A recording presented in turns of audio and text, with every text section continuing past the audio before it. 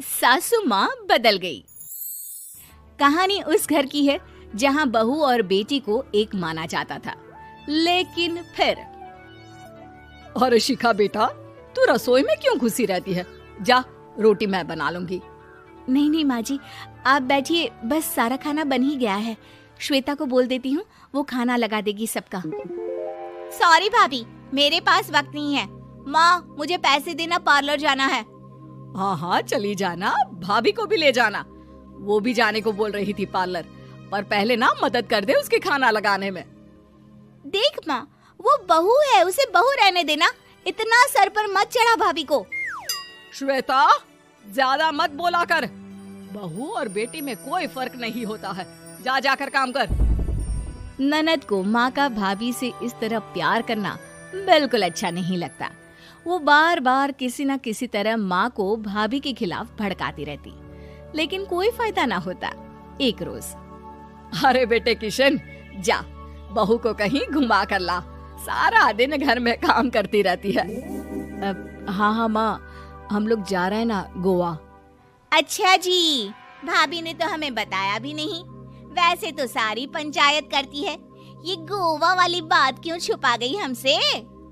अरे क्योंकि उसे खुद नहीं पता था बहन। मुझे टिकट सस्ती मिल रही थी तो मैंने बुक कर दिया। हाँ शिखा, पैकिंग कर ले, संडे हम जा रहे हैं गोवा। दोपहर में शिखा पैकिंग कर रही थी कि सास आ जाती है। ये क्या बहू, साड़ियाँ? अरे गोवा जा रही है घूमने या फिर शादी में मायके हैं? माँ जी, ऐसा कुछ है ही नहीं, समझ में नहीं आ रहा क्या रखूं कपड़े में। अरे तेरी और श्वेता की साइज तो एक ही है, उसके कुछ मॉडर्न कपड़े ले ले, आकर लौटा देना। हाँ माँ जी, ये ठीक रहेगा। शिखा श्वेता के पास जाती है और उससे कपड़े मांगती है। ना जी ना, मैं अपने कपड़े ना दूं, वैसे भी फैल जाएंगे मेरे कपड़े, बहुत महंगे वाले हैं। शिखा मुंह लटकाकर कमरे में आ जाती है तो सास कहती है, चल तैयार हो जा, तुझे मैं शॉपिंग करा कर लाती हूँ गोवा की। बस फिर क्या था, सास बहू निकल जाते हैं मार्केट और एक से बढ़कर एक ड्रेस खरीद कर घर आते हैं। पहले बता देती कि नए कपड़े दिलाने वाली है भाभी को, तो मैं अपने ही दे देती ना भाभी को, मुझे दिला देती नए कपड़े। देख श्वेता, परिवार का मतलब सबके साथ रहना होता है, ना कि सिर्फ अपना सोचना। वैसे भी तुझे अच्छे संस्कार सीखने चाहिए। और रही बात कपड़ों की, तो शिखा, आज से घर पर भी तू मॉडर्न कपड़े ही पहनेगी। कोई जरूरत नहीं है ये साड़ी वाड़ी लपेटने की। अब क्या था, घर पर श्वेता और शिखा एक जैसे रहते। एक बार पड़ोसन आती है।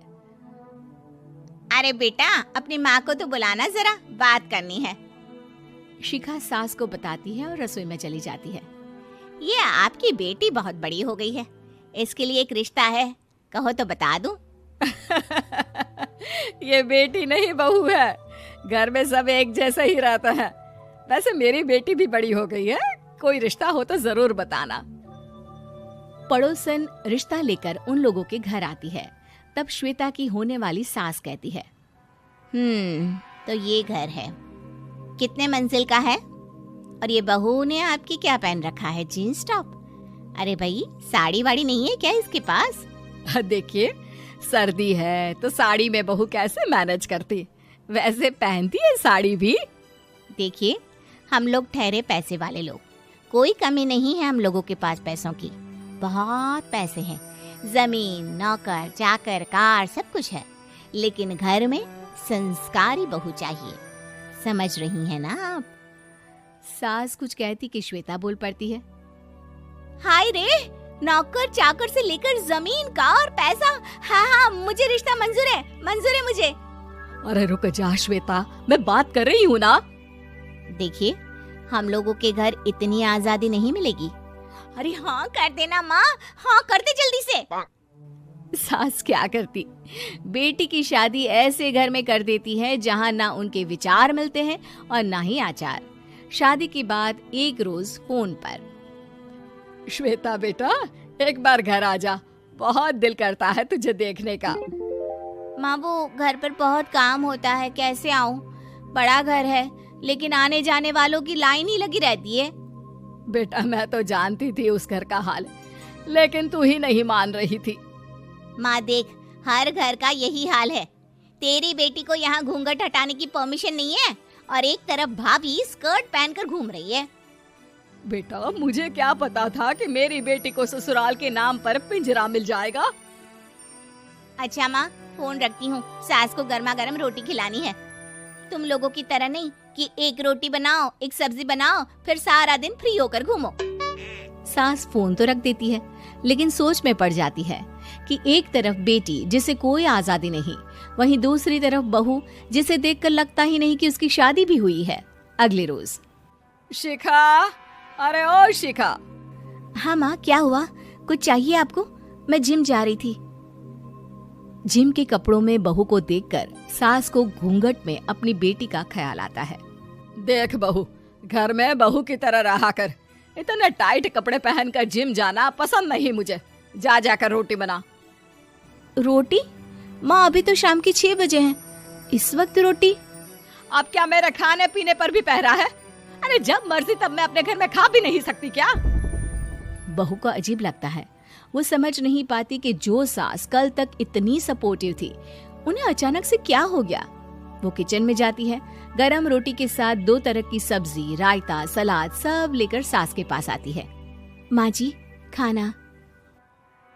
इतना सारा खाना? राक्षस समझा है क्या मुझे? रोटी मांगी थी मैंने गर्मा गर्म बस। पर माँ जी, रोटी खाती किससे आप? सब्जी तो बनानी थी ना। अरे भूख मर गई मेरी तेरी बहस से। जा जाकर काम कर, अंदर पूरी रसोई साफ कर। बहू अंदर चली जाती है। थोड़ी देर में श्वेता घर आती है। अरे शिखा, जल्दी से चाय ला, पकवान बना, मेरी बेटी आई है।